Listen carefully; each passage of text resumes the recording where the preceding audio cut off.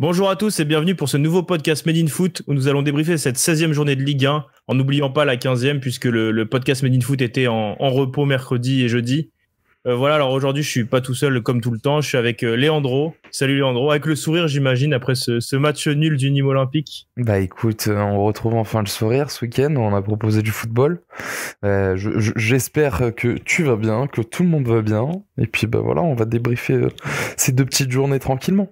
Ouais, je te sens quand même de meilleure humeur que ces derniers temps dans le podcast, hein, comme quoi le football peut influer sur l'humeur des gens.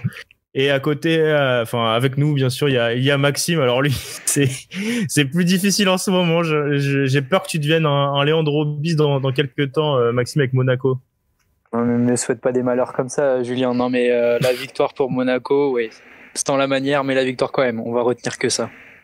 Allez, avant de débriefer quelques matchs ensemble, on va revenir sur cette 16e journée de Ligue 1. On va passer un peu la 15e journée. On va la survoler puisqu'il n'y avait pas grand chose à dire excepté des erreurs d'arbitrage et des matchs un peu délicats. Donc, cette 16e journée a commencé samedi avec un Metz-Lens et Metz qui s'est imposé 2-0. Lens qui était pourtant en confiance après sa victoire 3-0 contre Monaco mercredi. C'est cassé les dents devant Metz qui avait déjà fait une bonne prestation contre Montpellier cette semaine. Ensuite, à 19h, l'Olympique de Marseille a été accroché par le Stade de Reims 1-1. Marseille marque le pas après avoir déjà perdu mercredi face à Rennes en championnat. Les Phocéens qui avaient pas mal d'avance au classement si on se projetait sur leurs deux matchs en retard sont désormais obligés de remporter les deux pour pouvoir être en tête. Et enfin, Nice a encore chuté et lourdement face à l'Olympique Lyonnais 4-1 samedi.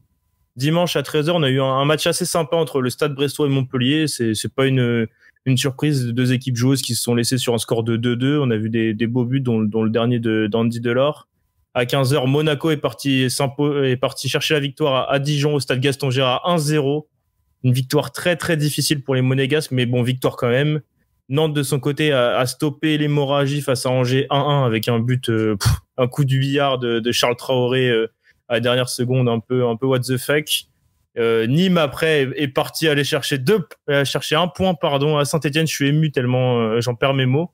Je pense que Léandro va nous en parler un peu tout à l'heure en longueur. Ensuite, Bordeaux a continué sa bonne forme du moment en allant chercher la victoire 2-0 à Strasbourg avec encore un excellent Hatem Ben Arfa. À 17h, Rennes s'est imposé 3-0 sur la pelouse de Lorient, mais ce score passe au second plan après cette catastrophe et ce drame qui est survenu au stade du Moustoir en après-match. Maxime va un peu nous raconter cet incident malheureux et on pense fort à la famille de la victime qui est père de 3 enfants. Et enfin, dans le choc de cette 16e journée, Lille et Paris se sont laissés sur un score nul de 0-0, mais c'était un match assez plaisant tactiquement, on va dire, et avec pas mal d'enseignements à tirer, notamment côté parisien. On va commencer d'abord, du coup, avec ce Nice-Lyon. Léandro, je vais te laisser la parole pour débriefer cette rencontre. Ouais, bah écoute, du coup, la rencontre entre Nice et Lyon, on s'est retrouvé avec deux équipes qui étaient un peu fatiguées, j'avais l'impression. C'était un peu un match pas très très très excitant sur le point de vue football, on va dire. On a eu un Nice qui, comme à son habitude, a fini par tomber dans ses erreurs, que ce soit dans les erreurs défensives, etc. On en parle chaque semaine, mais Nice, je pense que malheureusement... Ils se plongent tout seul la tête dans l'eau. Ouais, à chaque fois, tu vois, on se retrouve avec un Nice qui finit par merder à un moment donné, tu vois. Donc on a eu un Lyon qui, du coup, a eu un peu de mal dans les premières minutes, puis au final, il y a eu Depay qui marque, il y a un magnifique but sur une action de Kadé Ouéré. Il y a le but d'Amine Gouiri qui arrive vraiment un peu par dépit côté niçois, puisque bon, c'était pas du tout... la physionomie du match n'était pas faite pour que Nice marque à ce moment-là, tu vois. Donc on se retrouve avec un 2-1 à la mi-temps. Retour de deuxième mi-temps, Lyon roule au compresseur, tu vois. Ils ont commencé à faire du Lyon, de ce qu'ils nous proposent ces dernières journées, tu vois. C'est une équipe qui propose du football, qui va de l'avant, qui en plus a une bonne cohésion. Ça se voit que les joueurs... comparé aux autres, ils sont pas forcément fatigués quand ils arrivent au match, vu que y a plus que la Ligue 1 à jouer. Donc c'est quand même un groupe élargi aussi. Ouais, exactement. Ça aide Rudy Garcia à pouvoir faire tourner. Exactement. Et on s'est retrouvé avec un très bon Karl Toko Ekambi qui a claqué du coup le 3e pour Lyon, pareil sur une très belle action. Donc une passe de Depay incroyable. Incroyable. Et il fait une balle, enfin la balle elle fait je sais pas moi peut-être 30 mètres au sol avant d'arriver à... Une passe claquée là sur un contre. Ah ouais, était vraiment magnifique. Il a pris toute la défense niçoise au dépourvu. Bon, on va pas dire que c'est la défense la plus compliquée. Kadewere la joue bien aussi, c'est ça. En fixant Benitez et en décalant Toko qui a plus qu'à la pousser, mais c'est vrai que cette action elle a résumé le match de Lyon, quoi. C'était comme a dit Leandro, un rouleau compresseur. C'est ça. C'est une équipe sereine qui n'a pas douté. Non, mais je te rejoins en fait dans l'analyse que tu as fait du match. Voilà, Lyon a pas du tout douté et vraiment sur la lancée ces dernières semaines, ils avaient été accrochés en semaine à Brest. En fin de match sur un penalty qui avait été retiré, on n'a toujours pas compris pourquoi. Mais là, ouais, ils sont bien relancés Lyon et ils ont enfoncé un peu Nice. Et puis ouais, voilà, comme a dit Leandro, ils ont su profiter des points faibles niçois pour les enfoncer. Donc ils se retrouvent maintenant premier ex-aequo avec Lille, donc un excellent résultat pour les Lyonnais. Et puis en plus le 4-1, tu vois, genre c'est... Enfin, moi, personnellement, tu vois, je m'attendais ni à moins, ni à plus, tu vois, genre, c'était vraiment Lyon qui est au top de son jeu, au top de sa forme, et qui, malgré, voilà, après, ce qu'il y a eu à Brest, enfin, le match contre Brest, etc., mais bon, ça, moi, je le mettrais un peu sur le dos de Lopez, quoi qu'il arrive, mais tu vois, genre, Lyon qui fait du Lyon, et Nice qui fait du Nice, donc on n'a pas été forcément surpris par le résultat. Mais voilà, Lyon qui continue dans une bonne lancée, et vraiment, s'ils arrivent à continuer comme ça, ne serait-ce qu'après janvier, tu vois, parce que je pense que le gros bémol, ça va être après janvier, après cette fameuse petite semaine de repos et tout ce qu'il va y avoir avec, là, on verra quoi, l'état d'esprit des joueurs, tu vois. Mais s'ils continuent sur la même lancée, franchement, il y a de grandes chances que Lyon joue le titre cette année, quoi. Comme ces dernières semaines, faut revenir sur notre vilain petit canard Rudy Garcia, qui a su se remettre en question. J'ai l'impression quand même sur cette saison comme Karl Toko Ekambi, c'est comme deux hommes forts de Lyon ces derniers temps. Rudy hier justement disait en conf qu'il prenait samedi en conf qu'il prenait du plaisir à voir jouer l'OL. Je pense qu'il est pas tout seul. Les supporters aussi qui sont très exigeants à Lyon. Après c'est quand même assez logique. Dans les années 2000 c'était la plus grande équipe française. Il y a toujours eu du beau jeu pratique à Lyon. Ça fait longtemps qu'ils attendaient de voir une équipe j'allais dire aussi puissante. On a l'impression que Lyon refait peur à beaucoup d'équipes. Ça faisait longtemps, je trouve qu'on n'avait pas senti cette impression-là en Ligue 1. Généralement, Lyon laissait passer les matchs contre des petites équipes, et à l'inverse, contre les gros, ils étaient toujours présents. On pense notamment au match entre Lyon et le PSG ces derniers temps. Mais là, cette fois, Lyon est en mission Ligue des Champions, on va dire, pour retrouver cette Coupe d'Europe. Et justement, je trouve que Garcia a su trouver un équilibre dans son équipe. Ce 4-3-3 marche très bien. Il s'est un peu débarrassé de Moussa Dembélé, mais pour laisser les clés du jeu à Memphis Depay dans ce rôle de numéro 9 et demi, qui aime bien décrocher, c'est le leader technique de l'équipe. Et à côté de lui, il a deux flèches comme Toko Ekambi et Kadewere qui savent prendre les intervalles, qui savent partir en contre. Et au final, je trouve que c'est une bonne recette pour l'OL. Il y a peut-être juste au milieu de terrain, il y a peut-être une gestion un peu... j'allais dire maladroite de temps à autre, comme avec Jean Lucas, tu vois, où par exemple à 4-1 il méritait un peu plus de temps de jeu, et on sait qu'il va sûrement partir cet hiver, alors que c'est quelqu'un qui peut clairement rentrer dans la rotation. Mais en tout cas, Rudy Garcia fait de belles choses en ce moment. Ça faut le souligner quand même, parce qu'on lui a souvent tapé sur les doigts. Tu as raison de le dire. Et je voulais aussi parler d'une chose. Tu soulignais l'importance de Memphis Depay dans le jeu. Leandro parlait après la trêve, qu'est-ce qui allait se passer? On peut aussi se poser la question pour l'Olympique Lyonnais du choix. Est-ce que Lyon doit vendre ou pas Memphis Depay, sachant qu'à 6 mois de la fin de son contrat, c'est la dernière chance d'obtenir quelques millions. Enfin, cette semaine dans la presse, on nous a appris que Lyon n'en réclamerait que 5 millions environ.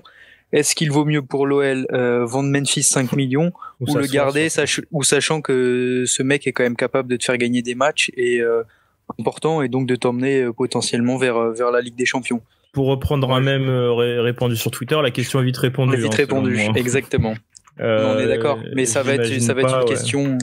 Ça va être la question et la principale préoccupation du mercato à Lyon. Pareil pour Jean Lucas, qui a l'air très ami avec Lucas Paqueta, de ce qu'on peut voir sur leurs réseaux sociaux. Donc à voir si son départ va pas un peu mettre le moral dans les chaussettes à son compatriote brésilien. Enfin, en tout cas, il y aura beaucoup de questions à se poser sur le mercato lyonnais et sur l'impact qu'il aura pour la suite de la saison. Non, mais moi je pense que, enfin, comme ce qui a été notifié, si Lyon compte vraiment vendre Memphis pour 5 millions, enfin sincèrement, autant garder les 5 millions, et ces 5 millions, si t'arrives à garder Memphis, tu peux te dire que bah y a peut-être moyen d'aller encore chercher le titre cette année, tu vois. Parce que bon, on va pas se mentir, Memphis c'est quand même, tu vois, c'est le capitaine, c'est le mec qui va de l'avant, qui donne un peu le moral aux troupes. C'est le joueur qui peut, comme on a vu contre Nice, se claquer une passe venue d'autre monde et offrir un but à ses coéquipiers. Donc non, moi franchement, si Lyon le vend pour 5 millions, je trouverais ça vraiment débile. Et ce serait vraiment se tirer une balle dans le pied. Mais on verra ce que ça peut donner. Mais je pense que quoi qu'il arrive, Memphis, il est déjà assez loin de Lyon dans sa tête, je pense. On n'a pas parlé aussi de sa Panenka incroyable devant Walter Benitez. Je pense qu'on a fait un peu le tour de ce Nice-OL, enfin surtout pour parler de Lyon, puisque Nice est au fond du gouffre et j'ai l'impression qu'ils sont bien partis pour y rester encore quelques temps. On va pouvoir parler un peu de ce Dijon-Monaco, Maxime. Oui, parlons-en. Monaco qui s'est fait littéralement gifler cette semaine face à Lens. 36 secondes de jeu, il y avait déjà 1-0 pour les Lensois, but de Sylla, donc le plus rapide de la saison en championnat. Et après, ils ont sombré avec un rouge de Dissassi. Bref, soirée totalement à oublier. Et on peut pas dire qu'ils se soient vraiment rassurés, les Monégasques, hier. Ça a pourtant bien débuté. Franchement, un superbe but au quart d'heure de jeu. Donc Ben Yedder qui combine avec Volante qui termine et barre à Siopi. 1-0 pour Monaco, on s'est dit bon bah ils vont dérouler, ça va y aller. Pas du tout. Dijon a commencé à eux aussi exploiter les petites failles monégasques défensives, comme toujours, j'ai envie de dire. Il y a même un but de j'ai plus son nom, du numéro 8 dijonnais, Dina Mbimbe, l'ancien parisien. Dina Mbimbe, voilà, qui était au Havre avant. C'était la prononciation de son nom que je n'osais pas. Qui a même marqué juste avant la pause un but qui a été refusé totalement injustement parce que Bruno Ekolemanga était soi-disant sur la trajectoire du ballon et hors jeu aurait gêné Manonnet. La frappe était littéralement imparable. Donc Monaco s'en sort bien, surtout qu'en seconde période les attaquants dijonnais, à l'image de Moussa Konaté, ont pas mal croqué, donc vraiment 1-0, service minimum pour Monaco. Je pense que Kovac voulait la victoire, il l'a eu, mais si Monaco avait toujours, on va dire, régalé jusque-là, cette saison, du moins, les premiers matchs, c'était moins le cas ces derniers temps, bah là c'était plus compliqué. La trêve va faire du bien, je pense. Ouais, après, je saurais pas te dire ce qui cloche, enfin...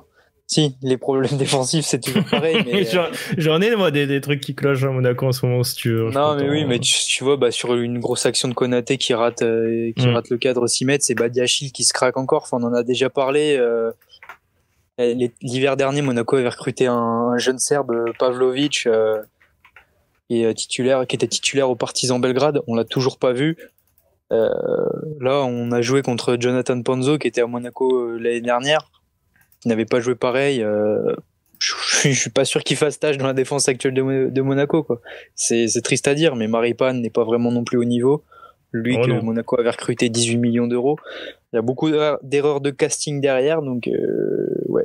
Tant que Monaco ne soignera pas ses problèmes défensifs, Monaco ne pourra pas espérer jouer le podium ou l'Europe à minima. Il y a deux joueurs dont j'aimerais aussi parler avec toi. C'est Ben Yedder, on en a un peu parlé la semaine dernière, et il est encore en deçà et je le trouve vraiment dans le dur en ce moment. Je sais pas si tu es d'accord avec moi. Et Vito Manone, faut en parler aussi. La mauvaise passe de Monaco, elle est aussi due à la blessure de Lecomte.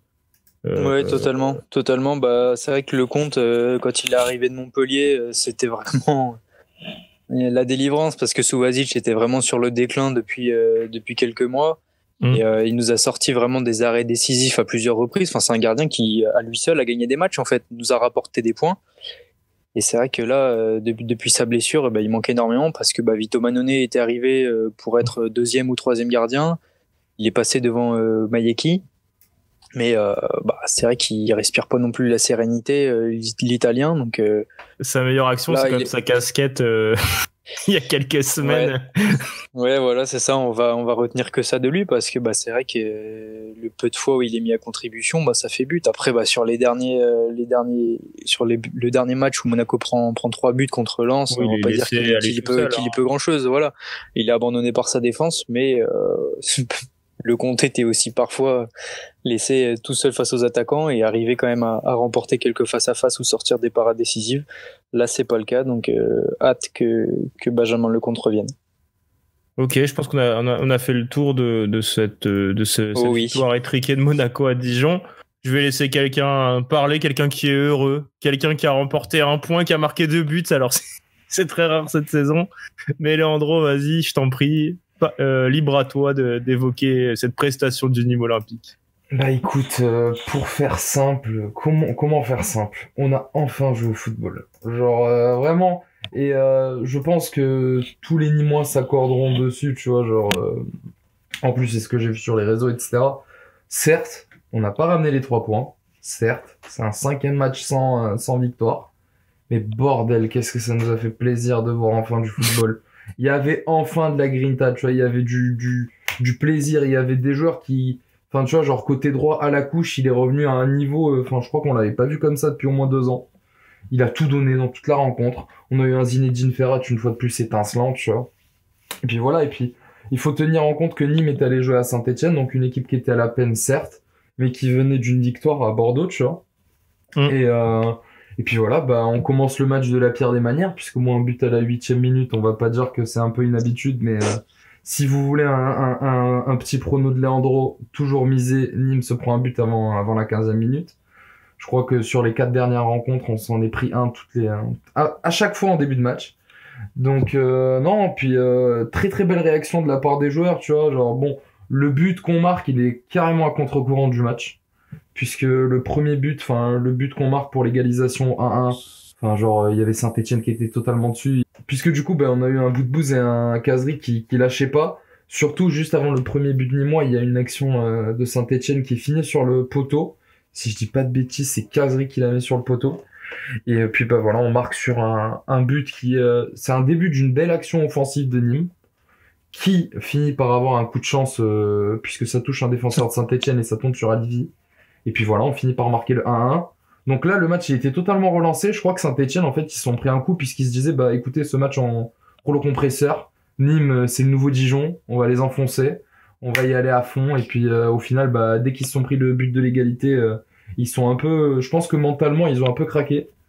Puis voilà, deuxième mi-temps, on se retrouve avec un penalty qui est un peu douteux, certes. Je pense pas qu'il... Mais on prend quand même. Non, mais on prend quand même. On prend clairement quand même, tu vois. Et non, mais voilà. Et puis en plus, tu vois, c'est à la couche qui va chercher ce penalty. C'était toute une symbolique. Ripard qui te met une panenka alors que on est au fond du trou. C'était du jamais vu pour nous, tu vois. On était vraiment émerveillés, les Nîmois, là. Et ça faisait toute une saison, on attendait un match comme ça, tu vois. Un match avec des coronets, tu vois. Et 5 minutes plus tard, égalisation. 5 minutes plus tard, égalisation. C'est trop triste à dire, mais j'étais au bout du gouffre. Et au final, on arrive à accrocher Saint-Etienne. Je sais que c'est pas ouf, mais tu vois, ça fait plaisir. On n'est plus avant-dernier, on est avant-avant-dernier, donc ça c'est cool. Et non, et puis il y a match contre Dijon mercredi, donc tu vois, je pense que... Faut pas le perdre celui-là. En gros... Les 2 équipes vont perdre. Non mais je te jure, je disais la même pour Lorient, on s'en est pris 3, bref. Je ne faut pas le perdre celui-là. Mais tu vois, le truc, c'est qu'avant la rencontre, là du coup j'ai plus les stats à jour, mais en gros avant la rencontre, j'avais vu que Nîmes, on était exactement au même nombre de points que la saison dernière.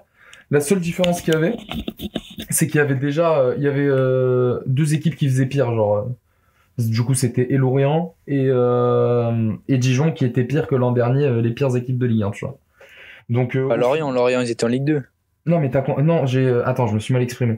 En gros, si tu veux, la seule différence qu'il y avait entre cette année et l'année dernière, c'est qu'il y avait 2 équipes qui arrivaient à faire pire que nous. Puisque l'an dernier, au même moment, tu vois, on avait le même nombre de points, mais on était dernier, quoi. D'accord. Et oui, et là, Dijon et Lorient arrivent à faire pire. Voilà, ils arrivent à faire pire.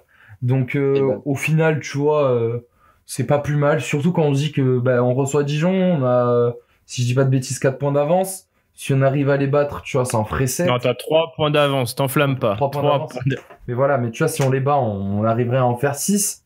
Ce qui serait quand même bien, tu vois, genre par rapport au premier relégable. Et si on arrive à finir là en décembre, je sais pas, à la 16e ou à la 15e place, tu vois, genre Dieu merci, on prend tous les jours, tu vois. Et à l'inverse, tu peux perdre ce match-là et être finir dernier ou avant-dernier. Là, non, là aussi, c'est jouable. Mais non, en vrai de vrai.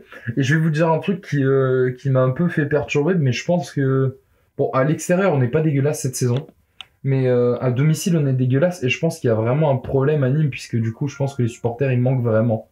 Puisque les 2 victoires, ou entre parenthèses, les 2 derniers matchs que les joueurs, ils font à fond, ça a été les 2 fois où les ultras sont allés les voir au centre d'entraînement avant le match, tu vois. Genre, que ce soit le match contre Montpellier où, du coup, à la Bastide, il y avait eu des fumigènes, tout ce que tu veux, et on gagne à Montpellier. Et là, ce match avant d'aller à Saint-Etienne, avant que le bus y parte, il y avait une trentaine d'ultras qui étaient là et qui ont discuté avec les joueurs, etc., tu vois. C'était très, très cordial, hein. Il n'y a pas eu de bail bizarre ou quoi.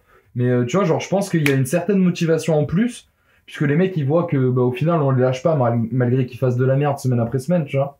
Et au final, ils s'en rendent compte que il faut faire des choses. Et notamment Ripard, lui qui avait pris la parole avec les supporters nîmois, c'est celui qui claque la panenka et tout. Donc enfin, ça a toute une mystique. Moi, je pense qu'on va gagner mercredi et je pense clairement qu'on finira au moins 16e de Ligue 1 à la fin décembre.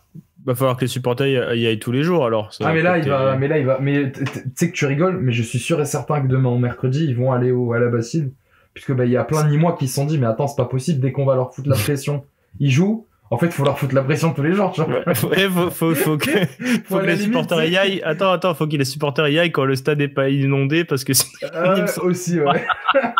Non, mais tu vois, mais à la limite, là, il faut aller toquer devant chez eux, tu vois. Postez-vous devant leur porte. Faites-leur peur. Faites-nous gagner les matchs, les gars. L'appel de Leandro du 21 décembre, on va s'en rappeler, celui-là. Allez, on va changer de sujet maintenant, un sujet beaucoup plus grave et qui n'est pas vraiment fait pour rigoler. Lorient-Rennes, Rennes s'est imposé 3-0, mais ce match, on en parle beaucoup pour l'accident dramatique qui est arrivé 10-15 minutes après le coup de sifflet final. Je vais laisser Maxime en parler de ce drame en Ligue 1. Oui, comme tu l'as dit, 10 minutes après le coup de sifflet final, aux abords d'une des surfaces de réparation, il y a tout simplement une rampe de luminothérapie, ces lumières qui servent à chauffer la pelouse et à la garder en bon état, qui s'est renversée et qui est tombée sur un jardinier. Donc il y a le bruit qu'a fait cette chute a alerté plusieurs de ses collègues, mais aussi des joueurs rennais à l'image de Dalbert qui étaient en décrassage. Ils sont venus pour tenter de soulever le bloc de lumière et extirper le bénévole. Et ensuite, les médecins du club qui sont venus prodiguer les premiers soins avant l'arrivée des pompiers. Plusieurs massages cardiaques ont été effectués, malheureusement en vain. Donc, c'était un homme de 38 ans, Johan, père de 3 enfants, qui est malheureusement décédé sur la pelouse du Moustoir. Donc un événement dramatique. Ce matin, le FC Lorient, ses joueurs et le staff ont effectué une minute de silence avant d'entamer l'entraînement et on espère que mercredi, il y aura aussi une minute de silence dans tous les stades de Ligue 1 parce que le football professionnel existe grâce aussi à ces amateurs qui donnent de leur temps par amour pour leur club. Et là, cet événement tragique l'est d'autant plus qu'il arrive à quelques jours des fêtes, donc on envoie tout notre soutien au club de Lorient et à sa famille. C'est ça, je trouve qu'il y a une phrase très juste qui a été tweetée par Ryan Cherki, alors qu'il a pourtant pas grand-chose à voir dans cette histoire, ne serait-ce qu'être un joueur de Ligue 1, être touché par cet événement, où il a expliqué que toutes ses pensées allaient à la famille et aux proches de la victime, et qu'il remerciait tous ces invisibles, entre guillemets, sans qui on ne pourrait pas profiter de notre passion. Voilà, c'est ça. C'est des personnes qu'on voit même pas dans les stades, à l'inverse, par exemple, des guichetiers, de ceux qui placent les gens, etc. C'est des gens qui travaillent avant la fête et après la fête pour permettre aux joueurs de jouer dans de bonnes conditions, d'être en sécurité, parce que la pelouse fait également beaucoup dans tout ce qui est blessures, etc. Et cet accident dramatique ramène tête un peu au devant de la scène toutes ces personnes dont on parle que très très peu rarement, ou dans des cas dramatiques comme ça. Je pense que le podcast, tous ensemble, on a décidé d'en parler et de rendre hommage à Johan et de toutes ces personnes qui bossent dans le monde du foot et bénévolement. C'est peut-être ça qui est le plus beau pour leur passion. Petite page, on va revenir quand même au terrain pour analyser ce dernier match, ce choc entre Lille et le PSG. Maxime, je sais pas si tu veux commencer à parler de ce match. Je pense qu'on est assez d'accord dans l'analyse globale de la rencontre, mais je peux te laisser... Oui, bah, comme tu l'as dit, Julien, en introduction, c'était un match intéressant tactiquement. Bon, il y a beaucoup de leçons à retenir pour le Paris Saint-Germain, qui a su gêner Lille, notamment en contre-attaque. Beaucoup de contre-attaques en fait lilloises ont été un peu anéanties par des interceptions que ce soit de Gueye ou des deux autres milieux, Verratti et Rafinha, qui ont livré un match plein, techniquement très à l'aise et qui ont été à l'initiative de la plupart des actions parisiennes. Des actions timides, certes, parce que le match était quand même très fermé, faut pas l'oublier. Seul Burak Yilmaz a trouvé les gants de Navas du côté lillois. Mais c'était quand même un bon match, j'ai trouvé, entre ce 4-4 de lillois et le 5-3-2, 3-5-2 parisien. On pouvait s'attendre à mieux, forcément peut-être une pluie de buts entre les deux meilleures attaques de Ligue 1. Mais il faut c'était pas aussi les deux meilleures que... défenses. Exactement, que c'était les deux meilleures défenses. Donc un résultat nul, je peux pas dire qu'il arrange les deux équipes ou qu'il il leur fait plaisir, mais c'est un bon résultat quand même pour Lille qui tient tête à Paris et qui repasse à la première place. C'est ça. Après, je pense que, en tout cas, dans la confiance et dans ce qu'on a vu, je pense que Paris peut se sentir vainqueur, dans le sens où on l'avait dit dans ce podcast, on l'a vu beaucoup de critiques avant. Je pense que beaucoup se méfiaient des contres lillois, comme tu l'as dit. Et Thomas Tuchel, alors qu'il était privé quand même de Neymar, et aussi de Mbappé qui est rentré 13 minutes, histoire de faire un peu peur aux Lillois, a réussi à proposer un plan tactique très solide et parfait justement pour calquer pour bloquer les attaques adverses. Il y a aussi le rôle de Marquinhos qui était très intéressant, où il était dans cette défense à 3, mais il a passé au final quasi autant de temps, si ce n'est plus, dans le milieu, à décrocher justement à se ravancer pour bloquer la première passe lilloise dans le camp adverse, etc. Paris a donné une belle copie. Ils ont privé le ballon, ils ont complètement privé les Lillois du ballon avec 70% de possession de balle. Il manquait que des buts peut-être pour que ce match rentre clairement dans un des grands matchs de cette saison, et pourtant on a vu des beaux duels. On a vu aussi un sauvetage incroyable de Presnel Kimpembe. Maxime, hier, tous les deux, on était comme des dingues quand on a vu ça. Je vais expliquer vite fait cette action pour ceux qui l'ont pas vu, mais je pense qu'il faut quand même aller la voir. C'est un contre à 78e minute. Lille part à 4 contre 1. Kimpembe est tout seul. Il va défendre à gauche. Je crois que c'est Bamba d'ailleurs. Il défend contre Bamba. Il oblige Bamba à la passer à Burak Yilmaz plein axe. Je crois que c'est Weah qui joue quand même très mal le coup. Peut-être, ouais, c'est peut-être le côté ancien parisien, ça. C'est peut-être le côté ancien parisien. Mais en tout cas, Weah ou Bamba, enfin un Lillois oblige Kimpembe à changer de direction, mais en pleine course. Là, on lui voit faire un petit saut de cabri où on sent qu'il se blesse, et malgré ça, genre comme un soldat, il va au bout de son action. Il envoie un gros tacle sur Burak Yilmaz, en jouant le ballon très propre. Il envoie un gros tacle. Il est par terre, il se bat encore pour renvoyer le ballon vers un Parisien, et il sort sur blessure juste après.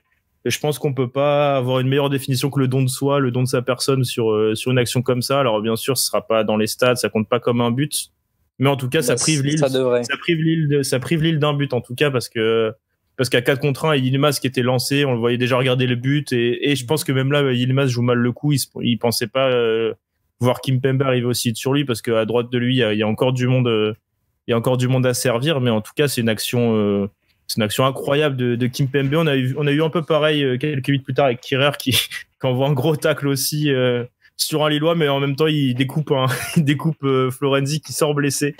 Oui. Ça faut quand même aussi en parler. J'allais dire le seul point noir du PSG hier, c'est 3 nouvelles blessures. Alors il y a donc Kimpembe, il y a Kurzawa et donc Florenzi à 2 jours maintenant d'un dernier match.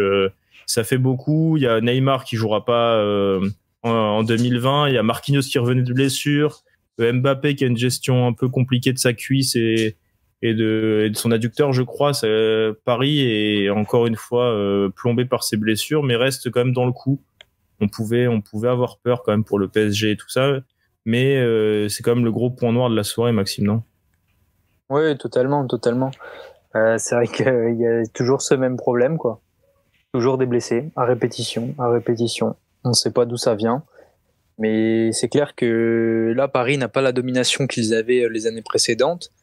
Et si ce problème persiste, ça pourrait bien leur jouer des tours parce que, bon, là, cette semaine, c'était une semaine sans Coupe d'Europe. Mais à partir de février, quand la Ligue des Champions va reprendre, si tant est que le Paris Saint-Germain aille loin dans cette compétition, on sait qu'elle va réclamer beaucoup d'efforts et qu'elle va les puiser dans les réserves. Donc, si Thomas Tuchel est privé à chaque fois de 5-6 joueurs pour la rotation, ça va être compliqué à gérer. Donc attention pour Paris. Tu disais pour Monaco que la trêve allait faire du bien. Je pense que pour les joueurs du Paris Saint-Germain, encore plus. Ouais, parce qu'il faut rappeler quand même que depuis juin et la reprise d'entraînement pour les coupes et la Ligue des Champions, le PSG n'a pas vraiment eu de repos, plus les superbes trêves internationales qui plombent encore le repos de certains joueurs. C'est clair que ça commence à faire beaucoup.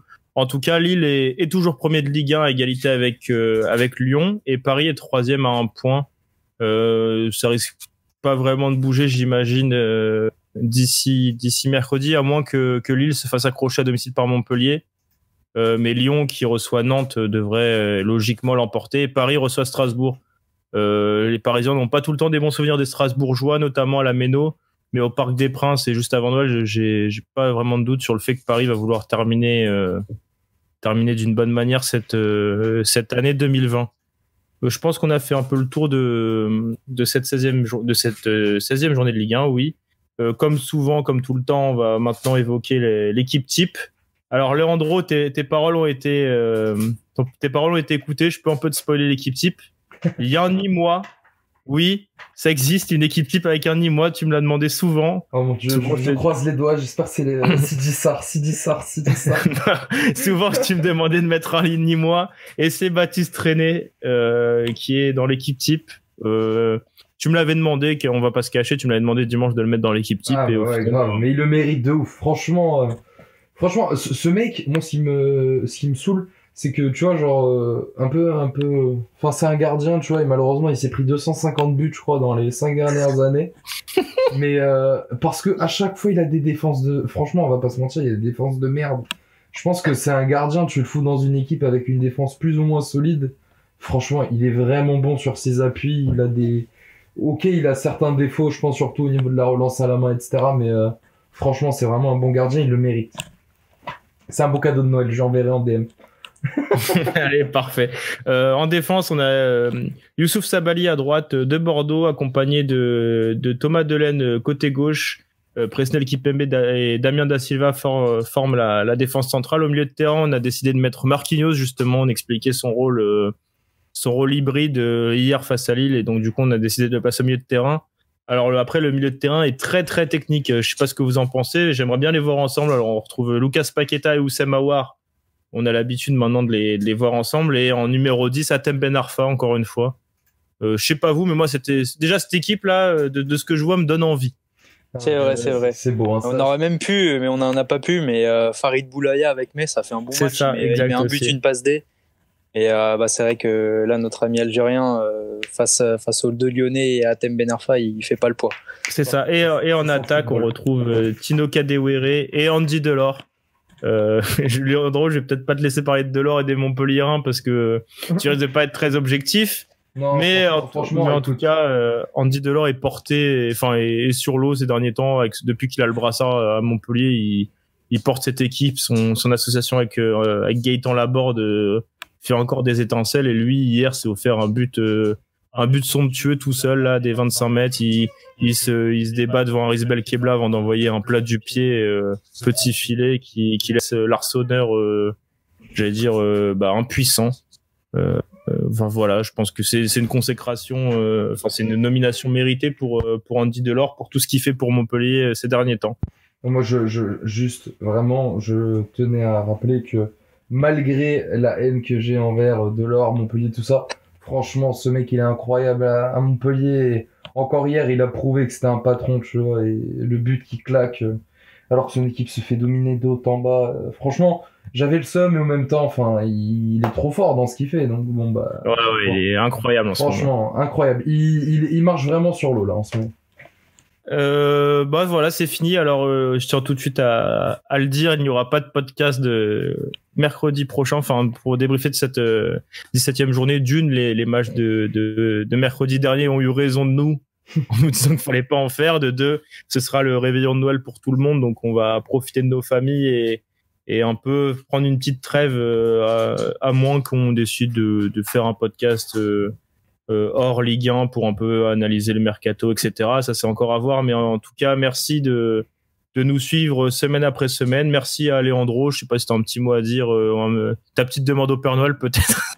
Bah écoute, Père Noël, je t'ai beaucoup demandé le départ d'Arpinon. Je te demande une victoire aujourd'hui. Je sais que c'est quelque chose de plus réalisable. Donc, si tu peux nous donner une victoire contre Dijon, une grosse victoire contre Dijon pour finir la saison, tu vois. Carrément. Ah ouais, mais donc, je veux une avalanche de buts la mercredi. Du coup, Jérôme Arpinon gagne ton cœur?